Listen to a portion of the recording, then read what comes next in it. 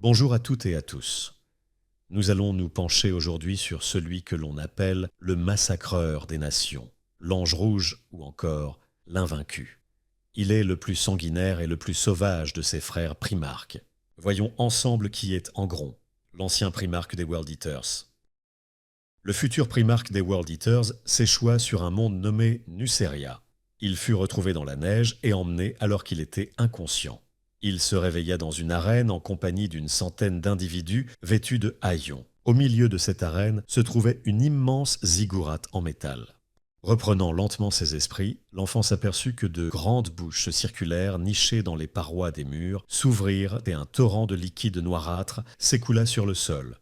Ce liquide n'était autre que de l'acide capable de dissoudre lentement la chair et les os.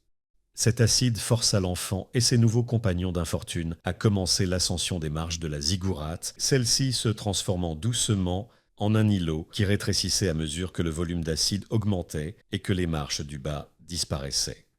Au début, les esclaves s'entraidaient et tendaient la main à leurs camarades, mais peu à peu, ils commencèrent à s'entretuer pour atteindre la sécurité du haut de l'infrastructure.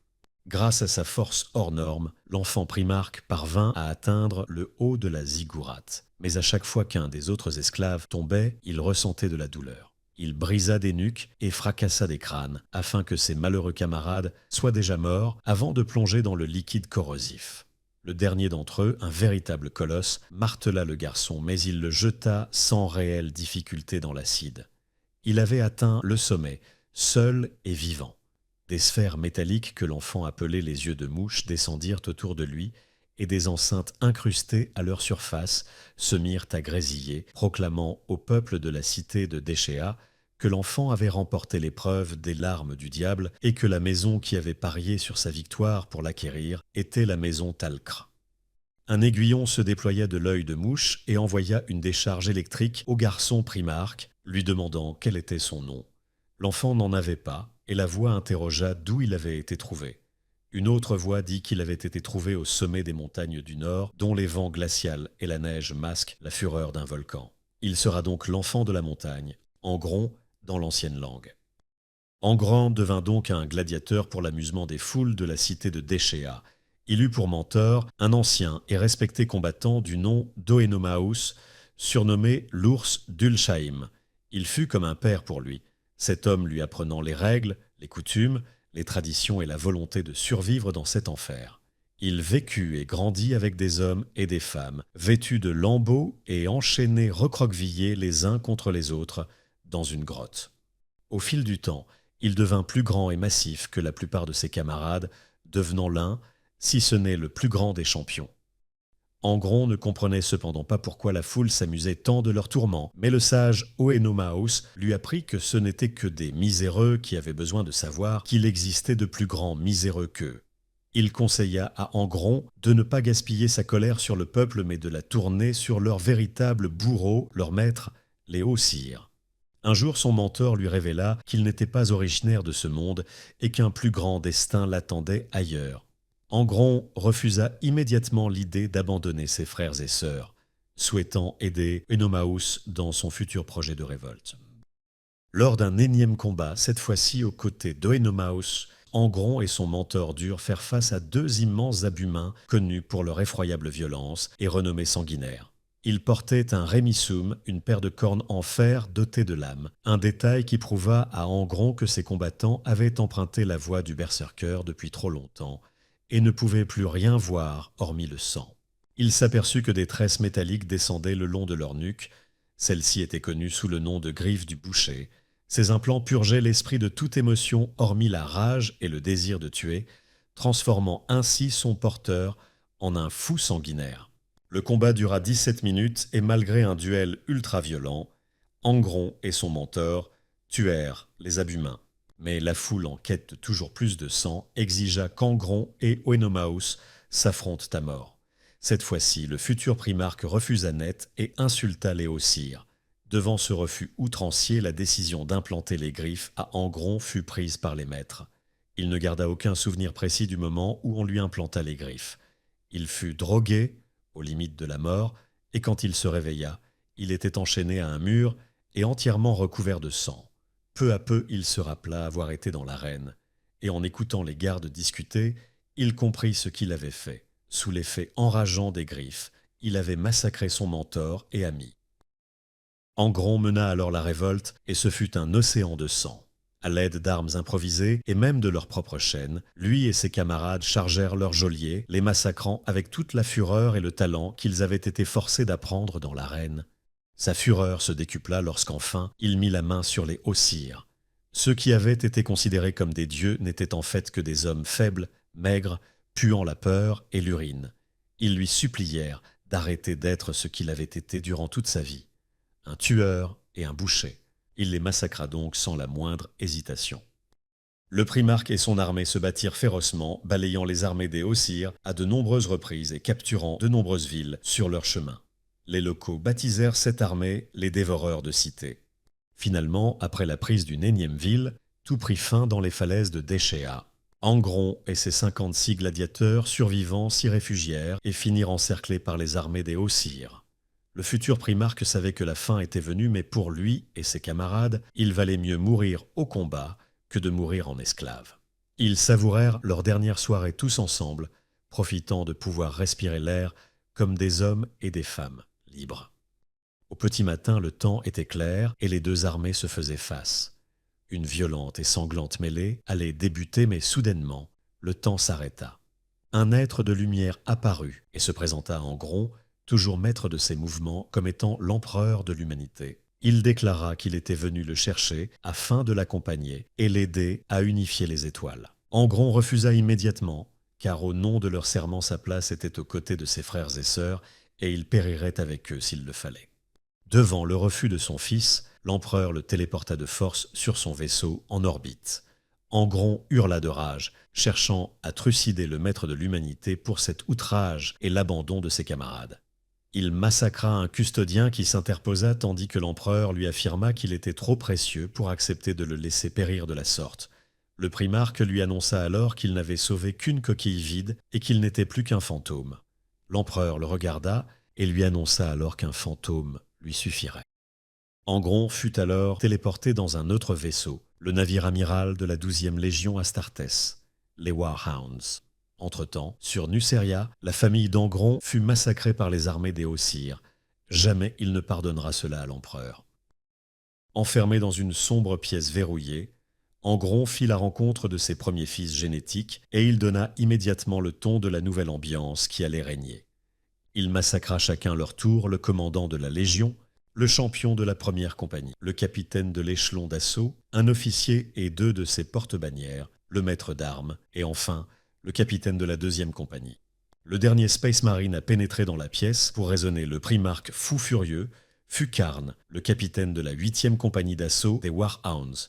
Dans la pièce éclaboussée de sang, le primarque malmena et balança dans tous les sens le capitaine, hurlant sa haine de l'empereur, troublé et honteux de ne pas être mort aux côtés de ses frères et sœurs sur Nuceria. Il agrippa Karn par la gorge avant de le soulever, le sommant de se battre, ce que le capitaine refusa au nom du fait qu'il était son primarque et seigneur. Troublé par ce comportement, le primarque finit par se confier à son officier, lui parlant de sa révolte, de la guerre menée par les dévoreurs de cités, de la bataille finale et enfin de son sauvetage par l'empereur. Karn lui apprit la nature des Space Marines, celle des primarques et de la grande croisade menée par l'empereur. Angron finit par se calmer et finalement il porta d'un bras Karn, à moitié conscient, vers la sortie de la pièce. Là, quelques officiers attendaient et saluèrent Angron, que Karn présenta comme le général des dévoreurs de cités. Un capitaine du nom de Draeger proclama qu'ils seraient désormais ces dévoreurs de monde, ces World Eaters. L'idée plut à Angron et il prit finalement sa place comme commandant suprême de la 12e Légion rebaptisée.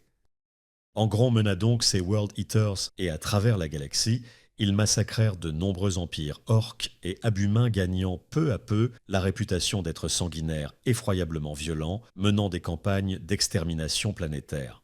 De telles boucheries le mena à se faire critiquer par le primarque des Ultramarines, notamment lorsque les 2 frères menèrent ensemble la purge d'Arigata, où les World Eaters commirent un tel massacre que Guilliman en fut malade.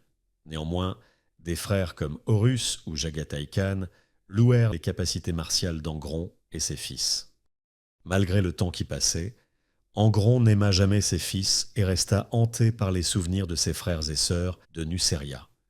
Alors un jour il disparut. Angron partit 2 années. Karn, devenu son écuyer, partit pour le ramener, le traquant grâce au transpondeur à l'intérieur des épaisses plaques de bronze de son armure. Le primarque avait voyagé dans plus d'une dizaine de mondes à la recherche de quelque chose d'assez fort pour le tuer, espérant ainsi accomplir le destin que l'empereur lui avait refusé, celui de mourir les armes à la main comme un guerrier au milieu de sa famille. Karn finit par retrouver son père. Angron lui raconta la raison de son départ et son périple.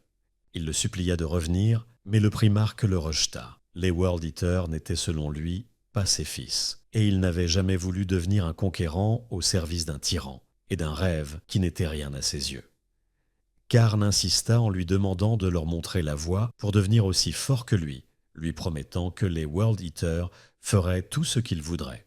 Angron accepta, mais la voie qu'il allait faire suivre à sa légion portait un nom, les griffes du boucher. De retour parmi sa légion, Angron exigea donc qu'un prototype de griffe soit développé pour pouvoir être implanté sur des Space Marines. Ce fut une série d'échecs catastrophiques. Toutes les expériences menées par les apothicaires et les tech marines de la Légion finissaient irrémédiablement par la mort du volontaire pour l'implantation. La réponse à ce casse-tête fut finalement trouvée dans l'orbite de Guéna, une planète conquise pacifiquement par l'Imperium, mais qui n'avait plus donné de nouvelles depuis bien trop longtemps. Angron fut chargé d'enquêter avec sa légion. Une fois arrivé, les choses dérapèrent très vite. S'étant rendu compte que la planète était sous le joug de machines ayant forme humaine, il ordonna la conquête de la capitale planétaire dans les 31 heures, sous peine de décimation en cas d'échec. La perspective qu'un World Eater sur 10 soit exécuté pour un échec créa un atterrissage précipité et mal exécuté aux portes de la capitale planétaire. L'invasion fut organisée et commandée par le centurion Mago qui cherchait désespérément à éviter un massacre de ses propres frères, mais il fit face à des milliards de machines. Cela crée une mêlée qui engloutit les World Eaters sous la masse, et alors qu'ils étaient à 2 doigts de pénétrer dans la capitale, le délai de 31 heures était épuisé. Rappelé à bord du Conqueror, Angron rencontra les Space Marines ayant participé à l'invasion. Il exigea l'application de la décimation, mais le centurion Mago refusa net. Après un lourd silence, Angron déclara qu'il aimait bien Mago, mais qu'il était censé, d'après les dires de Karn son écuyer, être leur père et chef suprême, et donc que tous devaient lui obéir. Comme preuve de son respect pour Mago, Angron lui offrit la chance de choisir lui-même qui allait être exécuté. Un jeune Space Marine du nom de Salicar s'offrit en sacrifice à Mago qui sortit sa lame, avant qu'Angron, toujours plus cruel, ne lui ordonne de le faire à main nue. Mago l'invita à aller se faire voir, et là, Angron devint fou. Une rage incandescente faisait frémir son corps massif. De la bave jaillit de sa bouche et il s'empara de son immense hache tronçonneuse à 2 mains. Le crâne du primarque s'agita violemment et tous entendirent les câbles des griffes du boucher couiner en tirant sur son cuir chevelu. Finalement, l'une des connexions se tendit et dans une gerbe d'étincelles, se rompit.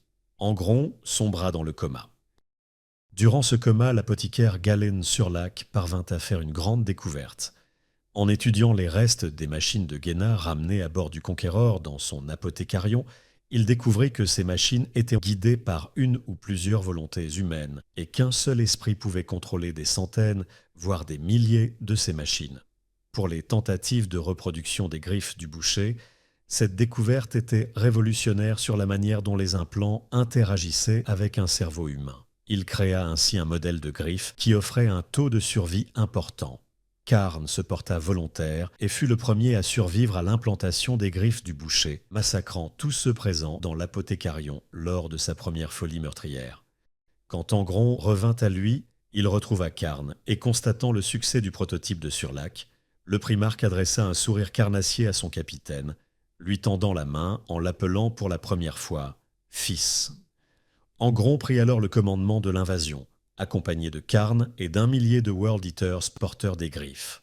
Le primarque débarqua alors face à la masse de simulacres, mais cette fois, la rage provoquée par les griffes du boucher mena à une charge terrible qui ravagea les machines.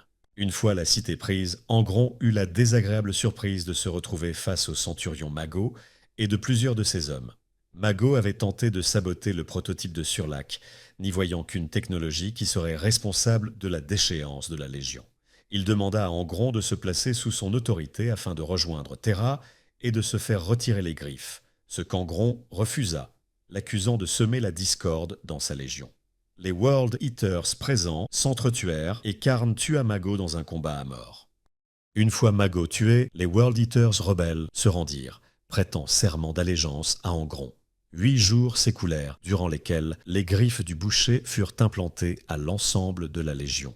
Une fois l'implantation achevée, Angron mena ses fils dans un carnage qui dévasta la surface de Genna, ne s'arrêtant qu'au moment où chaque structure et monument fut rasé et que toute trace de vie fut exterminée. À la nouvelle du carnage qui eut lieu sur Genna, l'empereur lâcha les loups de la 6e Légion. Dès l'arrivée des Space Wolves, Angron rencontra Leman Russ sur la surface désormais ravagée de la planète. Le roi loup exprima à son frère son inquiétude sur son comportement ainsi que sur les rapports impériaux qui décrivaient les boucheries inutiles qu'il commettait. Par ordre de l'empereur, il déclara que les World Eaters devaient cesser l'implantation des griffes du boucher et exiger le retour de l'Ange Rouge et de sa légion sur Terra, afin de se les faire retirer. Angron injuria en retour Leman et exprima son dégoût et sa haine de l'empereur, se moquant des idéaux qui fondaient la Grande Croisade, menaçant d'aller lui-même tuer le maître de l'humanité. En entendant ces paroles, Leman Russ tira sa lame et alla affronter Angron. Personne ne sut qui tira le premier coup de feu ce jour-là, mais les Space Wolves et les World Eaters s'entretuèrent sans qu'aucun des 2 primarques n'en ait donné l'ordre. Les Space Marines des 2 légions s'affrontèrent sans stratégie, sans pitié et sans remords. Angron échangea de violents coups contre Russ, mais sa hache, faiseuse de veuves, se cassa. Angron s'empara de l'épée du roi loup, la bouche du kraken, et il la brisa en 2, puis les 2 primarques s'empoignèrent et se frappèrent dans la boue. Angron finit par prendre le dessus avant de s'arrêter, constatant qu'il était lui-même encerclé par les Space Wolves, prêts à l'abattre pour défendre leur primarque. En venant en aide à leur père, les loups avaient affaibli leur rang qui affrontait les World Eaters. Ces derniers, n'ayant même pas remarqué la situation difficile d'Angron, tant les griffes les aveuglaient dans leur rage. De la 12e Légion, aucun ne vint prêter main forte à Angron, tenu à la merci des Space Wolves. Russ tenta une dernière fois de faire entendre raison à Angron, mais il s'en moquait, refusant de changer d'avis, et persuadé d'avoir battu Russ. Ce dernier finit par ordonner à ses guerriers de se replier et les World Eaters s'attribuèrent la victoire, ne se rendant pas compte que ce fut la noblesse des Space Wolves qui avait réellement triomphé ce jour-là. Après le triomphe d'Ulanor et le retrait du maître de l'humanité sur Terra, Horus, devenu maître de guerre, trouva en Angron un guerrier aigri et consumé par le ressentiment. Il lui fut donc facile de s'assurer de son allégeance pour sa rébellion à venir. L'Ange Rouge et ses fils délaissèrent peu à peu les ennemis de l'empereur et tournèrent leur férocité et leur haine contre l'Imperium.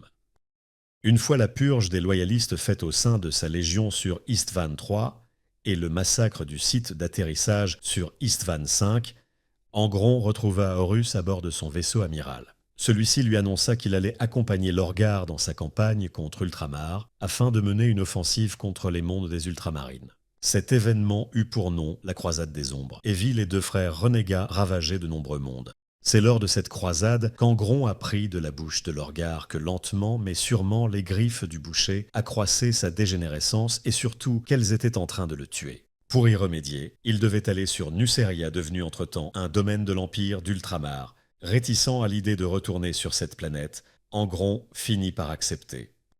En arrivant, l'Ange Rouge rejoignit la ville de Déchéa, où il avait été esclave.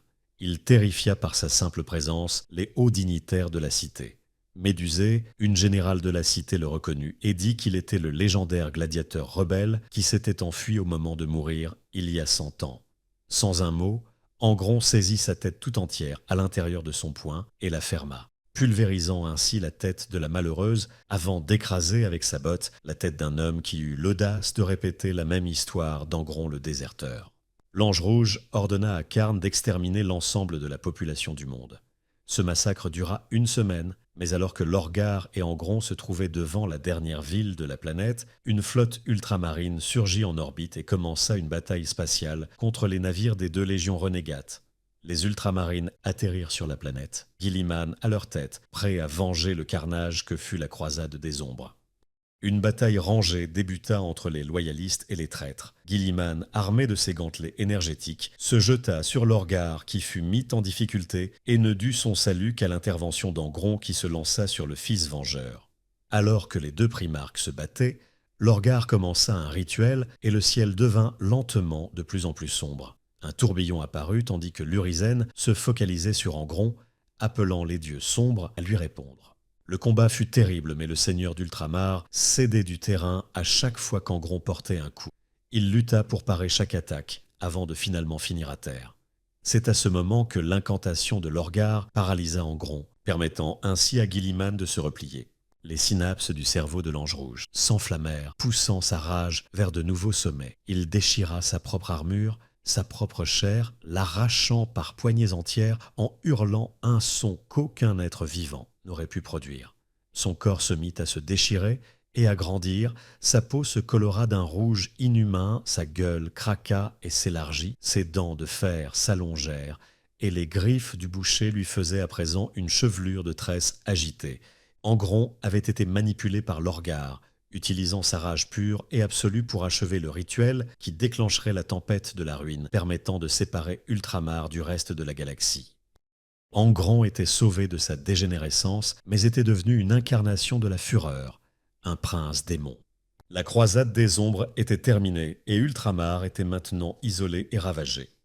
Devenu une entité démoniaque assoiffée de sang à la tête d'une légion ayant définitivement sombré dans la folie sanguinaire avec lui, Angron participa à la bataille de Terra, attaquant sans relâche les murs du palais impérial, causant des tueries indescriptibles.